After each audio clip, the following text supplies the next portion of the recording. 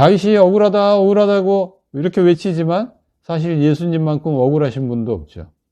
예수님의 삶은 오해투성이에요. 억울함 투성이에요. 그가 30살 때 회당에 들어가서 이사야서의 말씀을 읽고 이 말씀이 이제 오늘 응하였느니라 이렇게 얘기했을 때 이스라엘 백성들이 그걸 듣고는 그거는 메시아에 대한 예언인데 그럼 네가 메시아란 말이냐? 이렇게 듣기 거북하다라는 반응을 보이면서 그를 낭떠러지로 밀어가지고 떨어뜨려서 죽이려고 했죠. 근데 예수님이 피해 가셨습니다. 예수님이 이 땅에 세상을 구원하기 위해서 오신 분 아닙니까? 이 땅에 오셔서 진짜 좋은 일 무진장 많이 하신 분인데 그럼에도 불구하고 예수님도 오해를 샀고 미움을 당하셨고 해를 입는 경우들을 많이 겪으셨다 이 말이죠. 우리가 믿는 우리의 선생님이시고 우리의 왕이신 예수님께서 이런 오해를 많이 받고 억울한 일을 당했다 그러면 예수님을 믿는 우리 또한 당연히 그렇게 된다 이 말이죠.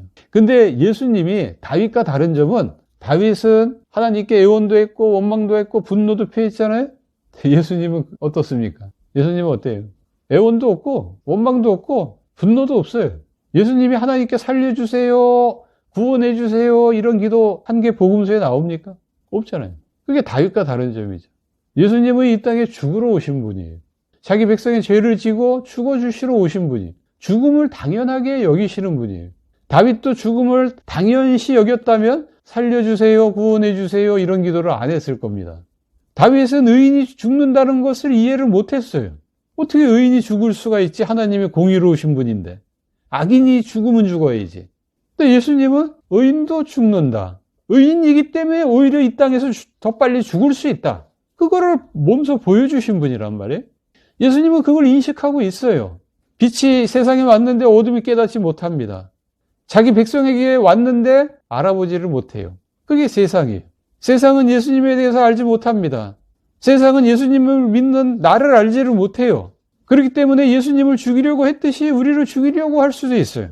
우리를 학교에서든 직장에서든 사업장에서든 어디서든 우리를 못 살게 굴고 죽이려고 할 수도 있다는 말입니다. 죽는다는 생각을 하면 굳이 살려달라는 기도를 안 하게 되죠. 구원해 주세요 이런 기도 안 하게 돼요. 그 사도행전 이런 데 보세요. 스데반도 나오고 바울도 나오고 나오는데 살려주세요, 구원해 주세요 이런 기도하는 내용이 나오는가? 의인이 죽는다니까요. 사실 죽어야 의인이에요. 구약의 선지자들이 다 그렇게 죽었다고 예수님이 산상수훈에서 얘기했잖아요. 세상 사람들로부터 칭찬받으면 오히려 의인이 아니라고 예수님이 얘기하고 있어요. 세상으로부터 미움을 당하고 오해를 당하고 원수 취급 당하고 죽어야 의인이다. 그리고 예수님은 다윗과 다르게 안 숨어 다녔어요. 다윗은 굴에도 숨고 국외로도 나가서도 숨고 바위 틈에서도 숨고 여기저기 막 숨어 다녔는데 예수님은 자기 할 일을 다 하고 다니셨어요. 이적을 행하시고 전해야 될 하나님의 말씀들을 계속 전해 나갔어요. 죽음이 무섭지 않으니까, 죽음은 오히려 하나님의 영광을 취할 수 있다라고 생각을 했으니까 오히려 당당하게 자신의 할 일을 해 나갔던 겁니다. 우리 기독교인들한테 이런 자세, 이런 태도가 필요해요.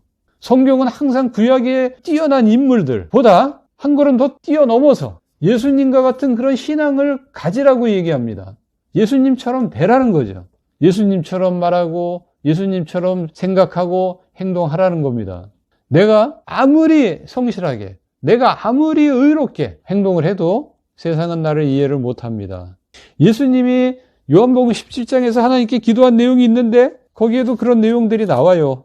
예수님을 믿는 사람들은 예수님처럼 세상에 속하지 않았기 때문에 세상이 우리를 미워합니다. 우리가 예수님처럼 아무리 선하고 의롭게 이 땅에 살더라도 어떠한 욕심도 없이 그냥 순수하게 살더라도 세상은 우리를 오해하고 곡해해서 우리를 미워한다 이 말입니다. 우리를 비난하고 우리를 원망하고 우리를 죽이려고 해요. 이러한 위험을 우리가 겪을 수 있다는 겁니다. 우리 기독교인들은 그렇게 기도를 하죠. 하나님, 세상이 우리를 오해하지 않게 해주세요. 세상이 우리를 미워하지 않게 해주세요. 하나님, 우리가 억울한 일은 겪지 않게 해주세요. 그거 기도 안 들어줍니다. 왜냐? 예수님 다음과 같이 기도한다고 얘기하고 있어요. 분명히 세상으로부터 너희들이 미움을 상하게 될 터인데 그렇다고 해서 너희들을 하늘로, 천국으로 데려가게 해달라고 내가 기도하지는 않겠다라는 겁니다.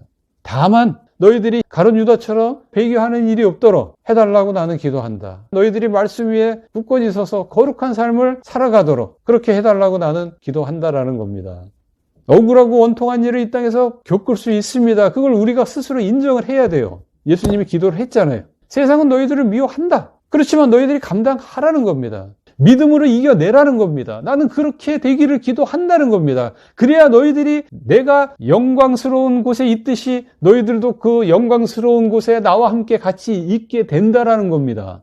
창세전에 가졌던 그 영광의 자리로 나는 가게 되는데 너희들도 나처럼 미움을 받다가 나처럼 그것을 다 극복해내고 이겨내고 죽어서 나 있는 곳에 너희들도 있게 된다면 창세전에 가졌던 그 영광스러운 그 부분을 너희들도 보게 될 것이다. 체험하게 될 것이다.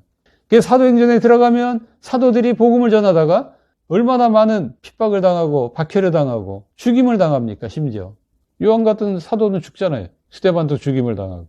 그런 일은 이 땅에서 비일비재하다라는 거예요. 그걸 두려워해서 가룟 유다처럼 배교를 해서는 안 된다는 겁니다. 의인이 죽을 수 있다라는 거, 그걸 받아들이고 내가 주 앞에서 해야 될 일을 꿋꿋하게 해나가는 겁니다. 해를 당하면 받는 거고, 모함을 당해도 받는 거고, 욕을 해도 먹는 거고, 그걸 두려워할 필요가 없다는 겁니다. 그거는 오히려 나에게 별을 달아주는 거예요. 그게 오히려 나한테 상이 된다는 겁니다. 주님을 위해서 욕을 한마디라도 더 얻어먹으면 얻어먹을수록 나한테는 하늘에서 상이 자꾸 더 쌓이는 거예요. 그렇기 때문에 오히려 기뻐하라고 예수님은 말씀하는 겁니다. 우리 인식이 바뀌어야 돼요. 세상으로부터 칭찬 듣는 것을 좋아해가지고는 예수님처럼 살 수가 없습니다. 오히려 세상 사람들로부터 비난받는 것을 당연시 여겨야 예수님처럼 살 수 있어요. 하나님을 위해서 꿋꿋이 마땅히 해야 될 일들을 해나갈 수 있다 이 말입니다. 이게 다윗의 시편을 보면 복수해달라고 많이 기도를 했거든. 근데 예수님이 오셔가지고 그거 아니라는 얘기입니다. 십자가에서 아주 강력한 메시지로 보여줬잖아요. 저들의 죄를 용서해달라고. 자기 하는 죄를 알지 못합니다. 다윗을 보면 인간의 한계성이 느껴지고 예수님을 보면 인간의 그 완벽함이 느껴져요. 그러니까 성경은 계속 예수님을 닮으라고 얘기하는 거잖아요. 완벽한 인간을 닮아야지 한계가 있는 인간을 우리가 닮을 필요는 없지. 그런 우리 신앙인들이 다 되시기를 주의 이름으로 축원합니다.